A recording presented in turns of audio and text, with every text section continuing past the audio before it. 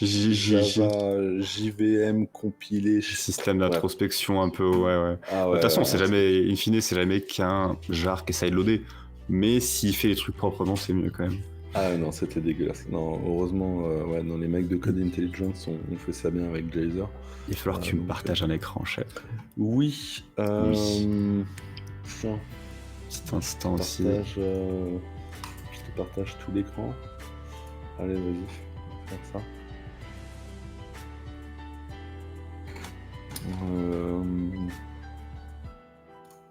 on va faire ça. On va faire ça. On va se mettre dans TMP. Que dire? On va faire quoi? On a dit on allait faire du Python? Allez, Ouais. Python fuzzing. Vas-y, bouge pas. Est-ce que t'es ok pour que je balance ton écran ou c'est trop tôt? Bon, oui, tu peux balancer. Ok, non, je te dis, je donnerai tout le temps l'accord avant de caster quoi que ce soit. Bah, de toute façon. Live viewer. Là, c'est bon. Ouais. Ouais, ok, nickel. Et en zoom, on est sur GitHub, c'est petit, sur ton terminal, c'est ok. Ouais. Alors attends, hop, de toute façon, ce que je fais, c'est. Dans ce cas-là, on va peut-être mettre du. Bon, je sais même pas où il sort le truc. J'allais peut-être sortir que. Un truc style. Style VS Code. Bon, on va le faire. Je peux cacher ton écran si t'as besoin de tester un truc 2 secondes. Non, normalement, ça devrait être bon. Ok. On fait du sublime texte. Hop, on va faire ça. On va partir sur ça. Donc, ce qu'on va faire. C'est zoomer à balle. C'est zoomer, ouais. Enfin, quoique, la partie code, je pense que c'est ok. Parce qu'un petit nom, mais. De toute façon, c'est mon rôle. Passer une bonne partie de l'épisode à demander de zoomer. C'est un peu trop petit, ça, non? C'est ok, mais c'est juste un. Enfin, le texte est ok. Genre, le nom des fichiers et l'interface est tout petit, le texte c'est ok. Je t'avoue que je sais même pas où on zoome sur ce truc avec. Je vais pas pouvoir te guider parce que c'est beaucoup trop petit pour moi aussi. La molette. Non, mais. Chef. Captain, je te disais, le texte c'est ok. Je te disais, c'est l'interface autour qui est. Ah non, l'interface, on s'en fout. Mais le texte c'est ok depuis le début. Ok. Donc, ce qu'on va faire, bah pareil, on peut très bien demander à ChatGPT de nous faire le Fuzzing Labs en Python, et on vous montre comment faire avec Atheris. Ça, c'est une possibilité. Nabi, tu m'envoies le code. Je vais demander à ChatGPT vite fait de nous le faire en version Python. Tu me l'envoies quand tu veux. Ça te va? Alors, je n'ai pas très bien compris la consigne, patron. Tu m'envoies ton code C++ que tu as fait. Et yes, je te fais ça. Je le mets dans le chat GPT, je lui dis de me faire la version Python parce que j'ai une grosse flemme. Et comme ça, on l'a en Python. Et après. Sinon tu peux prendre celui de la version du CrackMe en Golang, qui peut être aussi converti, où je peux te faire un test. Ouais, t'inquiète. Nabi, tu me l'as envoyé où? C'est en cours. Tu me l'envoies sur quoi? Slack. Donc ça va être le plus simple. Ok, hop, ce truc-là. Faut savoir aussi que... Attends, parce qu'il y a l'écho, Patrick, 2 secondes. Ah, tu l'as aussi. Donne-moi 2 secondes. Il est léger. Moi, il est très très léger. Non, il est léger, mais il est là. Ouais. Du coup, je disais, faut savoir que Atheris derrière, c'est du libfuzzer. Donc, le format du harness reste le même. Donc, c'est toujours le même nom de fonction, etc. Et du coup, la UI du fuzzer est la même. On aura un Ong Ferris un jour, Ong Terris? Je sais pas. C'est vrai que côté écosystème Python, il n'y a pas vraiment d'alternative à Atheris qui soit vraiment bien fonctionnel comme il faut, quoi. Donc c'est un peu dommage, effectivement. Avant qu'on lance le tool, il va falloir parler un petit peu quand même de fonctionnement, parce que là on peut plus se baser sur les... Enfin, peut-être que si, mais on est moins habitué à se baser sur des basic blocks et des edge avec du code interprété, comme on le fait avec le code compilé, low level, classique. Est-ce que c'est la même approche? Est-ce qu'on travaille sur le binaire Python pour avoir son coverage? Est-ce qu'on travaille sur notre code au niveau Python et pas au niveau plus bas niveau, quoi, compilé? Bah là, ce que fait Aterys, en gros, il va te compiler ton code en Python en Cython. Ok. Et c'est pour ça qu'il utilise libfuzzer derrière. Ok. Donc là, ça, Aterys, il est assez récent. Il a été fait par les mecs de chez Google. Il est sur le repo de Google. Ah bah on voit un last commit, J voisin, notre régulier. Ouais. Donc, Gentil bouilleur de PHP. Exactement. Donc pour le coup, ouais, ça c'est assez cool. Avant, il y avait Python Fuzz qui existait, même concept, mais moins poussé.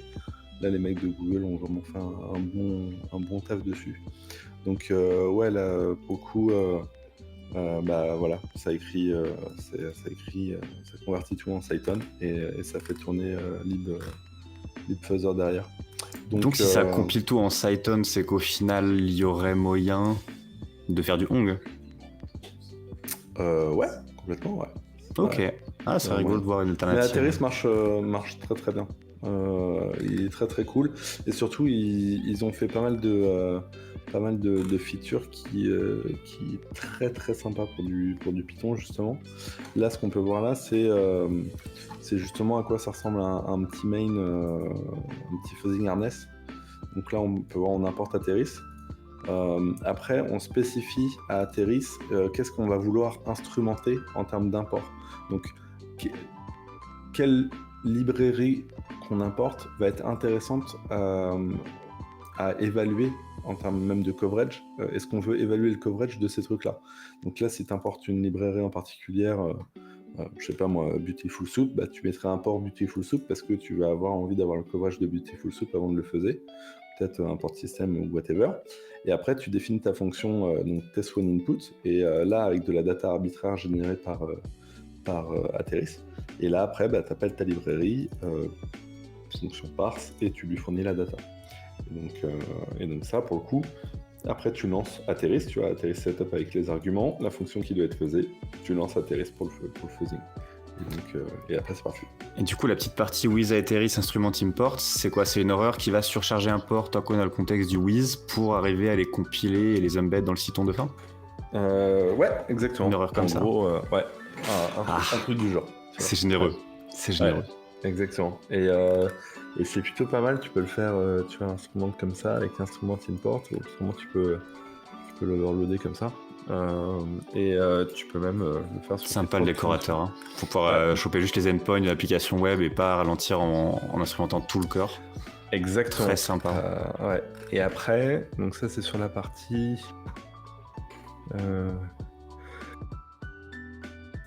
Excusez-moi, j'ai muté au bon moment. Et donc après, qu'est-ce que tu vas avoir? C'est donc ça, les mutateurs. Ouais, après t'as les mutateurs. Ouais. Non, c'était une blague avec le fait que tu te sois mute. Voilà, littéralement. Tu viens de te muter. Exactement. C'est bon, ça va parvenir. Donc là, par exemple, un truc qui fait, c'est tout ce qui est structure aware fuzzing, où là justement tu vas générer de la structure en particulière pour aller plus loin dans le coverage. Donc tu peux même créer tes propres custom mutators, où là en fait tu vas lui expliquer comment tu veux que ça marche. Donc là par exemple, il va essayer de décompresser un truc avec zlib, la data en arbitraire. Si jamais il a une erreur, alors il va mettre autre chose, il va mettre une autre valeur si jamais il n'a pas cette erreur-là, et autrement il va faire de la mutation sur le truc décompressé pour après le compresser et le renvoyer. Donc là en gros, il leverage un peu, il utilise de la data aléatoire, il essaye de la décompresser, si jamais il n'y arrive pas, alors il va hardcoder des trucs. S'il y arrive, tant mieux. Il fait de la mutation, il recompresse et c'est reparti. En gros, vu de loin, si vous faites du web et pas du fuzz, c'est comme les temper scripts de SQL Map. Ça permet de modifier, mettre en place, bypass des fils, bypass de la forme, juste pour que ça arrive à aller plus loin. Sinon, on se mange la porte H24. Exactement. Donc voilà, et après la UI, bah voilà, tu reconnais LibFuzzer, hein, c'est exactement la même chose. Majoritairement en Python, ça va être des uncaught patent exception, des exceptions Python qui sont non-handle, parce que c'est le truc classique. C'est possible de lui dire, dis-moi dès que tu reaches tel endroit? Ou il faudrait qu'on mette justement un raise, une exception d'un type particulier? Ouais, on sait qu'on s'est reach. toi tu peux mettre des raise et tu peux catcher des exceptions, notamment si dans la librairie que tu veux faiser, il y a des exceptions qui sont prédéterminées, bah t'as envie de les catch, et dans ce cas-là de les drop, et de pas considérer que c'est un bug. Et est-ce qu'il y a une possibilité de mettre des canaries, ce type de fuzzer, du genre fuzz et dès que Toto arrive dans un eval, alors raise? Parce que des fois, ce serait pas un crash, mais un truc qui arrive dans un eval qui est contrôlé, c'est quand même assez goldé. Tu pourrais. J'essaie de réfléchir à quel point ça peut être chiant. Ça voudrait dire qu'il faudrait que tu wrappes le eval, tu l'overwrite pour mettre une version du eval avec un canary, quoi. Sous-entendu, tu ferais directement au niveau de Cython presque. Ouais, en gros, tu remplaces le eval qui va être utilisé par le code par le tien. Et comme tu le remplaces par le tien, là, à ce moment-là, tu rajoutes de la détection.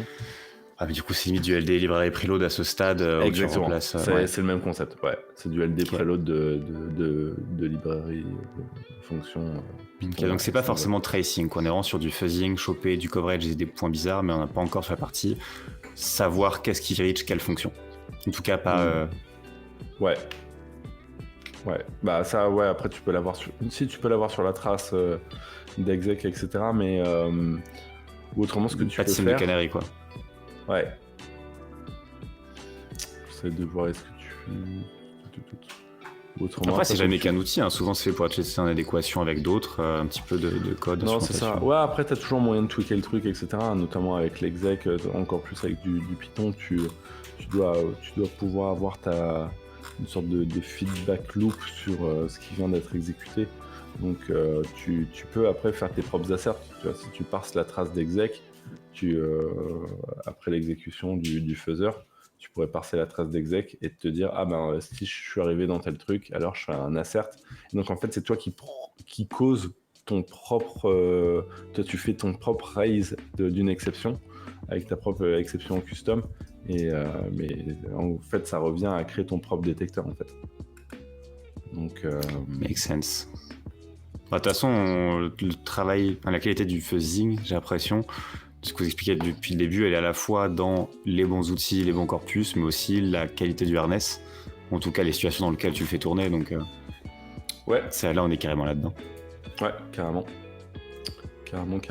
Bah vas-y, je copie-colle ça. On va foutre ça là-dedans. Là on a notre fonction. Hop. On a qu'à la mettre. On a qu'à la mettre. Je sais pas moi, là. Justement, on a une fonction d'interne, donc on va l'instrumenter. Def myFunction. Comme ça. Ça, on n'en a pas besoin. Qu'est-ce qu'on va avoir besoin d'autre? Ça me régale de voir des I3 comme ça se balader. Nuance, c'est un awesome. Ah, c'est un awesome. Ok, des tiling managers se baladent. On n'est pas raciste, on peut inclure tous les tiling managers tant qu'ils fonctionnent et qu'ils vous régalent. Et après, on fait un test function avec str. Normalement, il devrait être content avec ça. On va voir s'il nous dit quelque chose. Voilà où je suis. Hello. J'étais donc quoi? Donc on a bien un header pour instrumenter cette fonction-là. Toujours donc la transcription pristine de la partie C, le test input qui a été redéclaré, qui appelle juste test. Pourquoi on fait un test input et on lui dit en plus ligne 8 de l'instrumenter? Ça double instrumente pas le fait de faire ça? Bah non. Là, en fait, tu lui dis d'instrumenter la fonction test function. Ouais. Ouais, mais le fait que, même si on lui avait pas demandé de l'instrumenter, le fait qu'on l'appelle en boucle dans text input, ça aurait... Ou sinon, je comprends pas bien ce que fait la passe d'instrumentation supplémentaire. En fait, la passe d'instrumentation, lui, il va prendre cette fonction-là et justement, il va injecter de l'instrumentation à chaque basic block, en gros. Dans l'idée. Donc là, en lui disant de faire ça, ça veut dire qu'il va pas aller instrumenter tout le reste du programme, il va juste instrumenter cette partie-là du code. Ok. Et par contre, si test function appelle 15 fonctions sous-jacentes, c'est ok, c'est instrumenté en cascade. Sauf shenanigans d'import bizarre, one time. Exactement. Et shenanigans qu'il y aura, bien évidemment. Sinon, c'est pas drôle. Ce moment où tu te retrouves à réécrire la codebase avant de commencer ta campagne de fuzz parce que tu as besoin que ce soit un peu compatible. Ok. Après, on a besoin de quoi? On a besoin d'Aterris. Il faut l'installer. Si je ne l'ai pas déjà installé, je sais même pas. Pipix. Normalement, avec pip, j'essaie juste de voir. Ouais, pip, on installe. Est-ce qu'il est installé ici? Non, il est déjà bon. Ok, nickel. Et donc après, on a besoin de la command line pour le faire tourner. Donc là, il n'y a pas grand-chose d'exceptionnel, hein, en temps normal. Normalement, on est sur du Python 3. Python 3. Attends, j'ai perdu la command line. Normalement, tu as juste à lancer le truc. Hein. Que je dise pas de bêtises. Python 3. Bah, il faut juste qu'il soit dans l'import pass, mais il l'importe même pas en tant que CLI. Ouais. Il y a une CLI liée à l'outil ou c'est vraiment que en tant que lib? Non, que en tant que lib, ouais. Ok. Genre là, un petit Aetheris tab, il te dit non. Ah oui, vu. Tu rigoles? Ok, d'accord. Ok. Chouette. Non, c'est parce que dans ton if, t'as rien mis, Patrick. Ok, if, j'ai rien mis. Le dernier if input. Ah oui. Non, oui. Oui. Bah, raise exception win. Oui. Enfin, ou autre. Hein. Ah, j'aurais fait exception entre parenthèses. Ah, tu vas la définir en plus? Ok. Ou pas. Bon, non, je pense que ça prend une chaîne de caractères. Ouais, tu peux mettre une chaîne de caractères. Ah, je voulais dire exception de parenthèse quote, win, quote parenthèse. Ouais. Mais peut-être que comme ça raise. Bon, comme ça doit marcher, non? Je pense qu'il va te cracher dessus. Ouais, non. Ouais, non, là, il aime juste... Enfin, oui, mais pour une autre raison. Import 6. Import 6, c'est tout. Ok, fine. Donc, là, il fuzz. On voit que le coverage a augmenté. En termes d'exec-speed, on est à quoi 524 000 par seconde. Donc, ça fuzz vite. Et il est sur un single thread. Donc, ça fuzz très très vite. Comment ça se fait que ce soit aussi rapide? Est-ce que là, il y a clairement un système où ça appelle juste la fonction en boucle, ça va pas relancer un process? Parce qu'on n'a pas ce genre de vitesse d'exécution sur les process. Une memory fuzzing, là. Ouais. Ah, c'est cool que ce soit by default et qu'il y ait besoin de l'implémenter. Ouais, complètement. Ça, c'est justement tout l'intérêt, comme tu as eu le fuzzing harness et tout ça. Tu vois, lui, justement, là, ton fuzzing harness. Mais on a eu la même chose pour LeapFuzzer juste avant. Putain, vous me voyez plus, en fait, je suis tout bleu parce que ma lumière a cramé. Mais je suis là. Hein. Donc, en gros, ouais, LeapFuzzer, l'exemple qu'on avait tout à l'heure, c'était la même chose. Il était en in-memory fuzzing parce qu'on a défini le LLVM test one input. Donc là, c'est pareil. Là, ce qu'on peut voir, c'est que ça avance pas. Et ça pose problème. Et donc là, on se demande pourquoi ça avance pas. Et là, en fait, là, tout de suite, là, on se dit qu'il y a un problème. Et un des problèmes, c'est que j'étais une grosse feignasse. Et que typiquement, quand vous regardez le truc, là, ça prend une string et là, je génère de la data. Donc là, ça veut dire que je génère quand même... Quoi, un petit point en code, un décode, quelque chose? Bah ouais, ou juste tu dis à Aterris que tu veux une string, en fait. Donc, oui, bah si tu veux. Exactement. Donc là, ce que vous pouvez voir, c'est qu'en gros, quand tu descends, tu as le fuzz data provider. Et en fait, tu peux créer un fuzz data provider et tu peux lui dire, généralement une string. Attends, mais du coup, ça veut dire qu'on peut d'office, par exemple, lui donner une structure un peu à la pydantic et il va gérer des listes, des dicts, des strings, des in, des tout. Ouais. C'est que c'est structural fuzzing de Atheris. Donc ça, c'est plutôt cool. Il supporte des objets arbitraires, genre si on lui donne un objet requête. À ce point-là, non. Ou autrement, il faut que tu consumes des bytes pour après aller le remplir dans les structures que tu veux. Notamment, tu vois, là, si tu veux des in, des listes de in, des floats, des trucs comme ça. Un bon exemple, le truc pas mal, c'est de regarder les exemples de fuzzers qui sont là-dedans. Tu vois, par exemple, sur du YAML, sur du JSON, IDNA. Donc là, par exemple, string fuzzing example. Tu vois, là, tu as Atheris.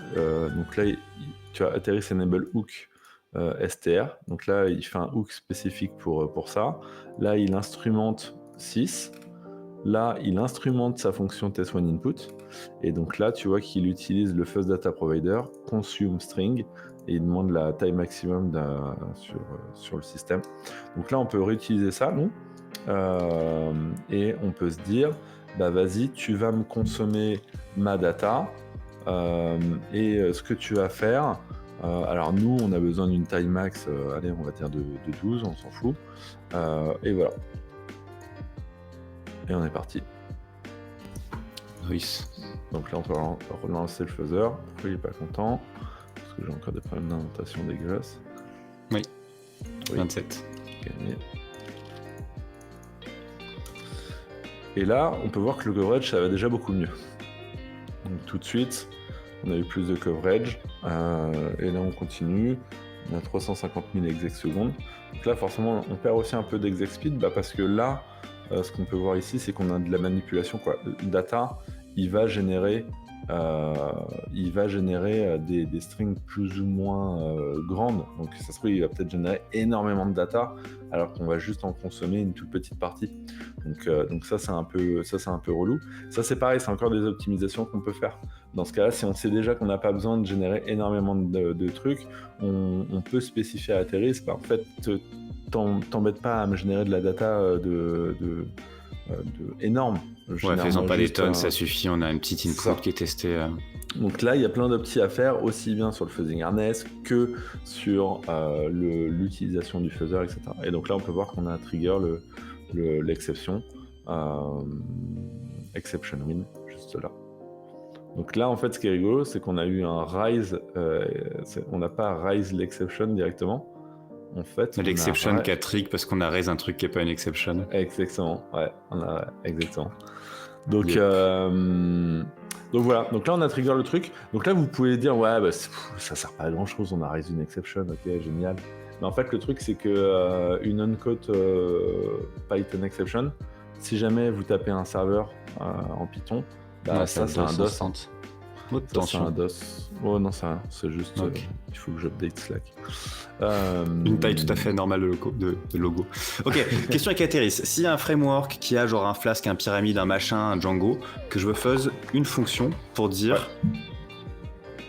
Ouais. Comment je ferais pour en fait fuzz partir de l'entry point pour savoir quel type de requête HTTP je suis censé donner à ma codebase pour reach l'endroit, ou est-ce qu'on peut pas demander des tricoter des trucs aussi énormes et du coup on demande directement juste. J'arrive en début de codebase avec d'endpoint avec un body, on lui fait fuzzer. C'est plus intéressant pour toi si tu sais déjà que tu as le serveur et que tu vas déjà...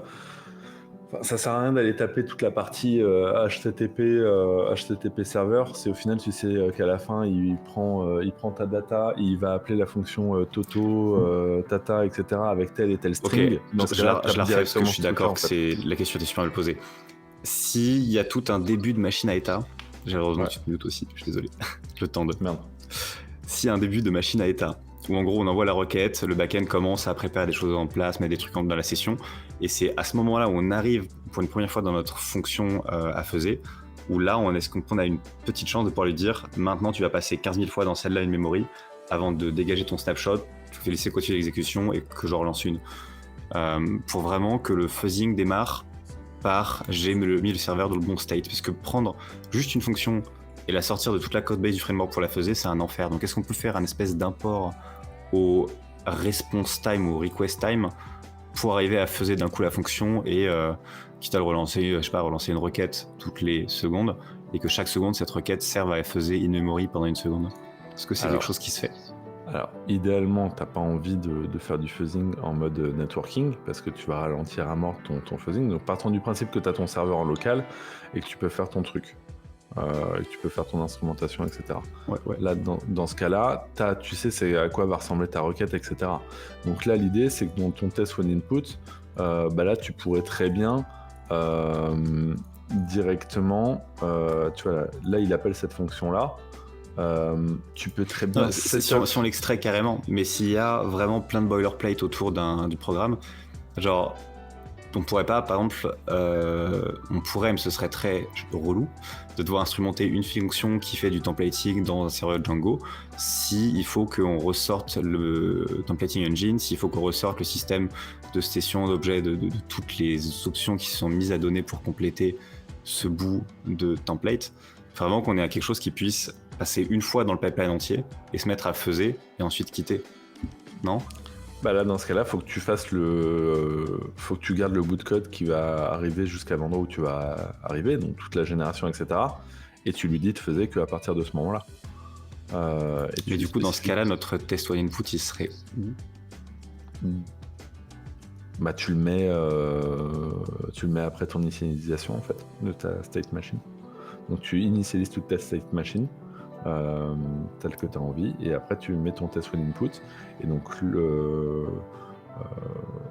alors sur du Python, ça va être un peu chiant. Donc il faudrait à la limite que si on veut tester un endpoint slash update profile, on crée un endpoint slash fake update profile qui lui se fait appeler et il va juste demander d'instrumenter le call de la fonction du dessous. On fait un hook. Non ? Je pense que ça doit pouvoir marcher, parce qu'en soi, si on peut faire des bouts de code à part, ça marche, mais c'est vraiment faire des bouts de trucs industrialisés qui sont sympas. Normalement, oui. De toute façon, tu vas vite le voir si ça marche pas, notamment si tu as des problèmes de modification du state, etc., ou de trucs qui n'est pas reproductible. Ça, à la limite, il faut le tester direct. Justement, tu mets un seed et tu vois est-ce que tu as bien la même chose à chaque fois. Et normalement, même ton faiseur, il devrait le détecter autrement. Donc, ok. Si c'est pas reproductible. Bon, faudra clairement que je joue. J'ai envie désormais.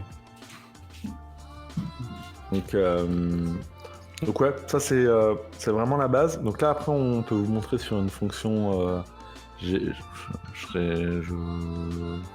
J'allais vous sortir des librairies avec des vulnes, mais autrement on va faire. On n'a qu'à faire tourner cet exemple. En vrai, peut-être pas celui-là, mais on n'a qu'à faire IDNA. IDNA, il est rigolo. Donc IDNA, c'est celle-là. Pour ceux qui ne savent pas ce que fait IDNA, IDNA est Python. Je te laisse passer sur cet exemple, je reviens dans 30 secondes, minutes max. À de suite. Hop. Donc IDNA, c'est ce truc-là, c'est le truc qui permet d'encoder, décoder des bytes et surtout pour des domain names, c'est domain name in application, IDNA, et notamment quand on a des noms de domaine en Unicode pour les remettre en mode ASCII, quoi. Donc ça c'est une lib, je crois même qu'il y a un bug bounty dessus. Je me demande si le bug bounty n'est pas sur... C'est quoi le nom du truc de bug bounty, Navi? Lequel? HunterDev, je crois. Ouais, c'est ça, HunterDev, ouais, à tous les coups. Donc il doit être dessus. Donc là, ce qui est intéressant, c'est qu'on a un idna.decode et après qui prend une string. Donc ça, c'est pas mal pour nous. Là, pour le coup, cette string-là, à voir est-ce que c'est une string, du Unicode, du byte arbitraire. Ça, on va voir. Là, ce qu'on peut voir, on a du cyrillique en code. Donc, on a du encode et du décode, quoi. Dans un premier temps, on peut déjà taper le IDNA décode. Et déjà, ça peut être marrant. Donc, là, on n'a qu'à faire un... hop. On va copier-coller ça. hop, le IDNA des codes, on va le mettre là. On va faire ça comme ça. On va commencer avec une string, ça posera pas de souci. On aura le même genre. Et après, ça, on n'en a plus besoin. Et ce qu'on va faire par contre, c'est que on va retourner sur Aterys et on va instrumenter. Donc là, dans ce cas-là, on va instrumenter l'import. Donc, on va instrumenter import IDNA. Ok. Et donc là, on appelle IDNA des codes avec data. Et donc là, bon, on garde le truc comme ça, avec string comme ça, et on verra bien est-ce qu'il est content ou pas content. Fuzz IDNA. Et voilà, c'est à peu près tout. Donc là, on commence avec rien du tout en termes de string. Donc c'est vraiment très très nul. Genre 0 corpus. Genre 0 corpus. Et là, ce qu'on peut voir, c'est que ça crache tout de suite. Donc là, on se dit, bon, bizarre quand même. Et là, ce que vous pouvez voir, on a un IDNA error, un petit domain. Et donc là, en fait, on a une erreur qui est raise par la librairie. Donc ça, comme le nom l'indique, IDNA error, c'est une erreur custom de la librairie. Si on avait regardé la doc, mais on a eu la flemme, on aurait vu que c'est censé retourner des erreurs s'il y a des problèmes. Voilà, juste là. Donc toutes les erreurs, elles doivent dériver de IDNA error. Est-ce que tu peux zoomer un petit coup, Patrick, s'il te plaît? Oui, bien sûr. Parfait, Hop, merci. toutes les erreurs doivent dériver de là. Donc ça, c'est cool pour nous. Parce que ça veut dire que si on a autre chose que IDNA error, on a une vuln. Donc c'est cool. Donc ce qui va se passer, on a IDNA error, etc. On fait un try, on fait un catch. On fait un catch. C'est des except. Ah oui, putain, c'est des exceptions. En Python, ouais. Hop. Et on fait un pass. Et voilà. Et donc là, on est pas mal. Je dégage le tab. Et comment ça peut se dire que les tries sont pas catch par l'outil de détection d'exception si on le try catch? En fait, oui. En fait, il va trigger le. Je suis pas sûr de comprendre. Ok. My point is, est-ce que ça chope toutes les exceptions qui vont être raised ou que les exceptions qui vont être unhandled? Que celles qui sont unhandled. Ok. Ouais. Du coup, ça veut dire que des fois, si des gens essayent de faire cette opération dégueulasse, mais en cas de ça n'a pas marché, on accepte, mais on gère la condition, on pourrait rester aveugle à cette condition dégueulasse non fonctionnelle. Ouais, complètement. Mais parce que même dans le cas de l'exécution normale dans ce cas-là de ton code en Python, c'est la même. Ça voudrait dire que tu catcherais. Ouais, non, on est d'accord. C'est du fuzz, c'est pas de l'instrumentation, c'est pas du tracing, c'est du fuzz. Une espèce de catch dégueulasse de n'importe quelle exception. Ouais. Ouais. Après, t'as certaines exceptions en Python que tu peux pas catcher, dans tous les cas.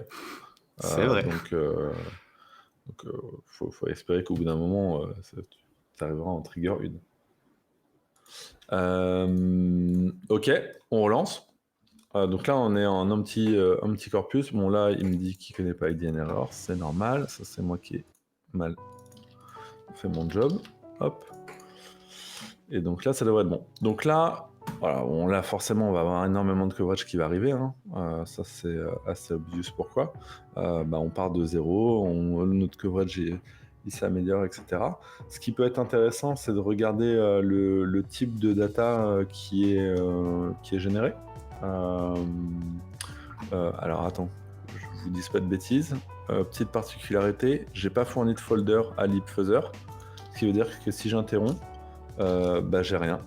J'ai pas tout ce que j'ai trouvé avant. C'est scandaleux qu'il n'y ait pas un save by default et un do not save. Ça devrait. PR someone, please PR. Ouais. Et ça, c'est le setup par défaut. Donc ça, c'est assez chiant. Donc dans ce cas-là, vous faites un mkdir IDNA. Après bon, en soi, c'est gentil aussi. Ça fait que si un jour tu le lances et que t'as pas anticipé, tu vas pas plomber ta machine avec out of space. C'est ça. Après, c'est toujours un peu dans cette optique de CI/CD. C'est sympa aussi parce que si tu fais du replay d'un corpus, tu as juste à mettre ton truc. Tu peux l'avoir en full read-only. Ouais, t'as un output, pas d'IO, c'est rapide. Ouais, même j'ai envie de dire, ça arrive pas souvent de lancer un fuzzer sans que ce soit prévu, quoi.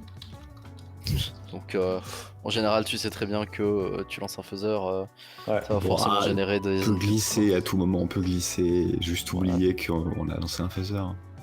Dans un Docker au fin fond de ta machine qui tourne depuis 3 ans, le Un Docker. restart always où t'as pas fait gaffe, ça peut faire des surprises.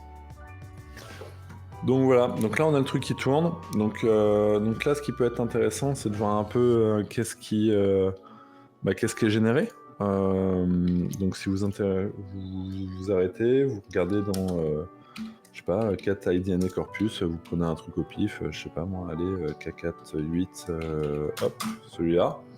Voilà, il a généré ça. C'est un très beau brin d'ADN. Voilà, est-ce que c'est intéressant je ne sais pas. F-E. Ça, il y a aussi l'outil qui va bien pour faire la minimalisation de corpus, ou c'est déjà LeapFuzzer qui le fait? Non, c'est LeapFuzzer qui le fait. Et donc c'est pris en compte par Etheris, pareil. Alors, attends, que je te dise pas de conneries. Est-ce qu'il a un dash M, lui? Pas sûr. On faisait un dash M. Je te dis peut-être une bêtise pour Etheris. Faut re-regarder. Je crois pas qu'il a la minimisation d'input, mais la minimisation de corpus, faut vérifier. Je suis pas sûr. L'input, c'est pas le corpus, c'est pas genre...